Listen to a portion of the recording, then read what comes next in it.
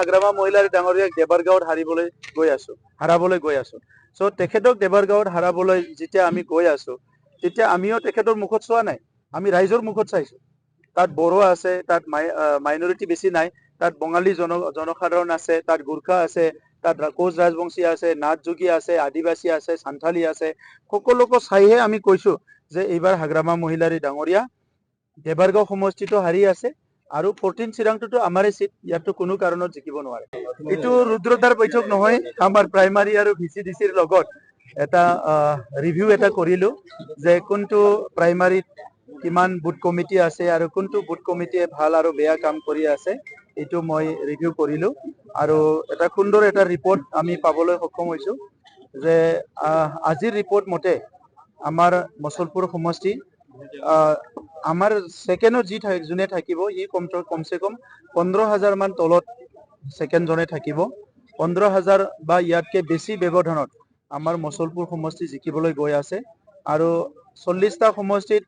one of the প্ৰায়োৰিটি কনস্টিটুৱেন্সি আমাৰ মছলপুৰ কনস্টিটুৱেন্সি আছিলে গতিকে ডাঙৰ ডাঙৰ মিটিং বিলাকতো আমি কৰি থাকো যেহেতু আমাৰ বুথ কমিটি বা প্ৰাইমাৰী কমিটি সকলে বহুত কষ্ট কৰে তেখেত সকলে গাঁৱে গাঁৱে যায় ডোৰ টু ডোৰ যায় সো তেখেত সকলৰ লগত আলোচনা কৰাটো আমাৰ দলত মানে সবে প্ৰয়োজন অনুভৱ কৰিছে আৰু মই যেহেতু 5 বছৰ সৰকাৰত আছিলো পাৰ্টি প্ৰেসিডেন্ট হিচাপে বহুতকে লগ কৰিব পৰা নাছিলো গতিকে পাৰ্টিৰ সিদ্ধান্ত হিচাপে মই কিছুমান সমষ্টিত যাই বুথৰ লগত মিটিং কৰিছো কিছুমান সমষ্টিত যাই মই ভিচিডিসি আৰু প্ৰাইমাৰীৰ লগত মিটিং কৰিছো এইবাৰ নিৰ্বাচন কিমান এখন লাভ কৰি চৰকাৰ গঠনৰ দাবী কৰি আপুনি সব যেটো নেকি মই আপোনালোকৰ আগতে কৈছো যে পুৰ মেন ইলেকশন মেনেজমেন্ট থিওৰি আমি জানুৱাৰী মাহত উলাইছিলো আৰু তাত আমাৰ 445টা প্ৰাইমাৰী 3,277টা বুথ তাত আমি কাম কৰি আছিলো আৰু ফেজ 1 ফেজ 2 ফেজ 3 এটা এসাইনমেন্ট আমি প্ৰত্যেকটো বুথত দিছিলো আৰু সেই এসাইনমেন্ট বিলাক লাহে লাহে লাহে জুন মাহৰ পৰা কমপ্লিট হৈ আহিছিলে আৰু এন্ড অফ জুন মানে 30 জুনলৈকে আমাৰ এটা হিসাব আহিছিলে যে গোটেই সমষ্টিয়ে এনেকুৱা হৈ গল কি 6,000ৰ তলত আমাৰ পৰিয়াল নাই তো জুলাই মাহ পোৱাৰ লগে লগে হিটো আমাৰ 7,000 8,000 9,000 হৈ গল তো এতিয়া আমাৰ তাত 7,000ৰ লোয়েষ্ট লৈ প্লাই ওপৰত 15,000 ফ্যামিলি লৈকে আমাৰ বিভিন্ন সমষ্টিত আছে গতিকে আজিৰ সময়ত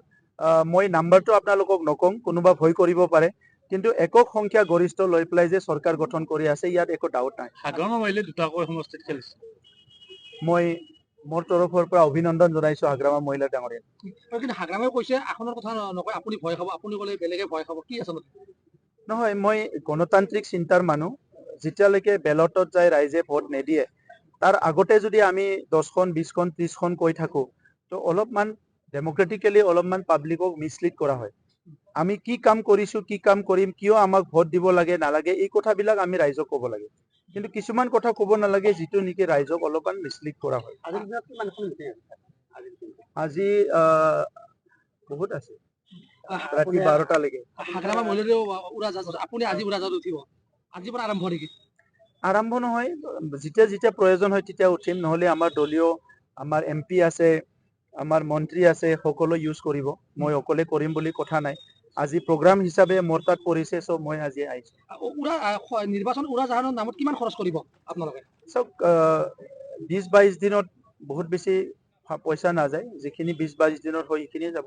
আগমহিলা কৈ আছে যে সাম্পা বৰগাৰে যিকোনো প্ৰকাৰে কৰোৱাব সম্ভৱ হ'ব পাৰে নেকি সব নিৰ্বাচন হাৰোৱাটো তেখেতে খাম্ফাৰ মুখত চাই চন্দন ব্ৰহ্ম ডাঙৰীয়াৰ মুখত চাই পেলাই হাৰোৱা নহয় পাব্লিকে ভোট দিব বুজিছে তো পাব্লিকে কাক জিতা হিটোৱে ক'ব লাগিব পাব্লিকক তেখেতে কনভিন্স কৰিব লাগিব জনগণক কনভিন্স কৰিব লাগিব যে খাম্ফা বৰগয়াৰী হাৰাৰ কাৰণে খাম্ফা বৰগয়াৰী ডাঙৰীয়াৰ মুখৰ ফালে চাই চন্দন ব্ৰহ্ম ডাঙৰীয়াৰ মুখৰ ফালে চাই ক'লে নহব গতিকে আজি আমি হাগ্ৰামা মহিলাৰ ডাঙৰীয়াক দেবাৰগাঁৱত হাৰাবলৈ গৈ আছো সো তেখেতক দেবাৰগাঁৱত হাৰাবলৈ যেতিয়া আমি গৈ আছো তেতিয়া আমিও তেখেতৰ মুখত চোৱা নাই আমি ৰাইজৰ মুখত চাইছো তাত বড়ো আছে তাত মাইনৰিটি বেছি নাই তাত বঙালী জনসাধাৰণ আছে তাত গুৰ্খা আছে তাত কোচ ৰাজবংশী আছে নাথ যোগী আছে আদিবাসী আছে সান্থালী আছে সকলোকে চাইহে আমি কৈছো যে এইবাৰ হাগ্ৰামা মহিলাৰ ডাঙৰীয়া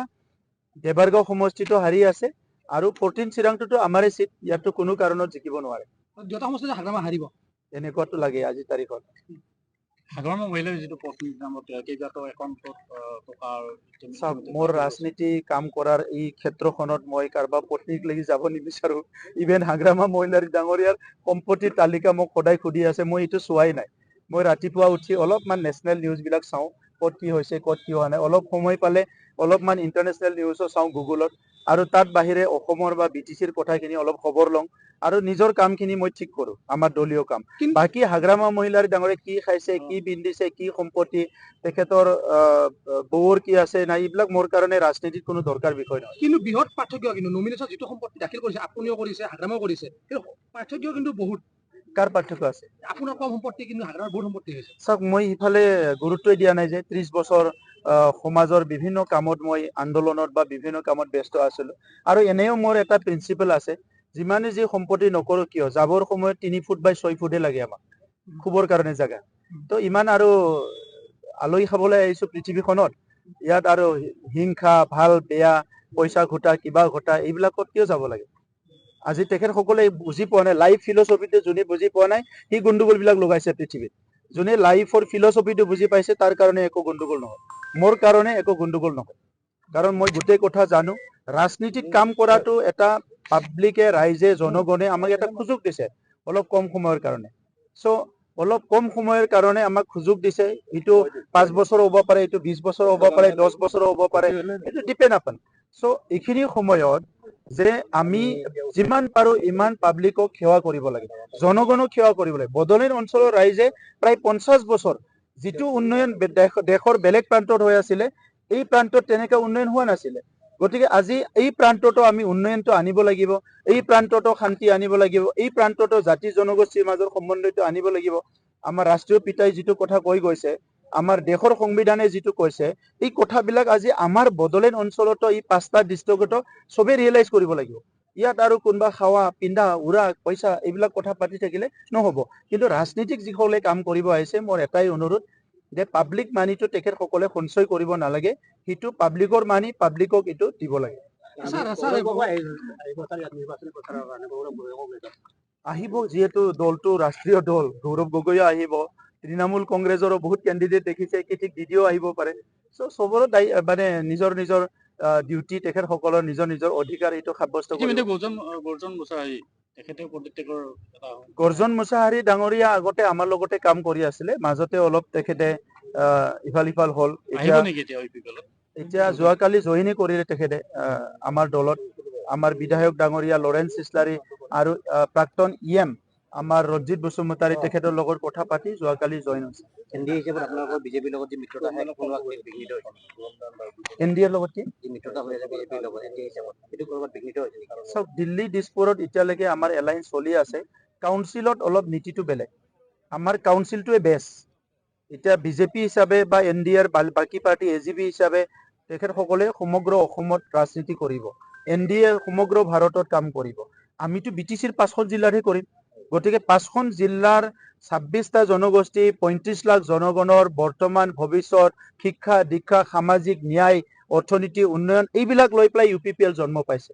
গতিকে ইয়াত কোন দলে কি কৰে আমাৰ লগত আমাৰ মতলব নাই আমাৰ নিজৰ মতলব যে ইয়াত শান্তি থাকিব লাগে সবে নিৰাপত্তা থাকিব লাগে উন্নয়ন হ'ব লাগে মাটি বাৰীৰ অধিকাৰৰ পৰা সকলো অধিকাৰ ইয়াৰ ৰাইজে পাব লাগে এই মডেলতে ইউপিপিএলে কাম কৰাৰ কাৰণে ইউপিপিএল মডেলৰ ৰাজনীতিটো সবে একচেপ্ট কৰিছে বিজেপি আৰু বিপিএফ শংকিত নহয় আপোনালোকে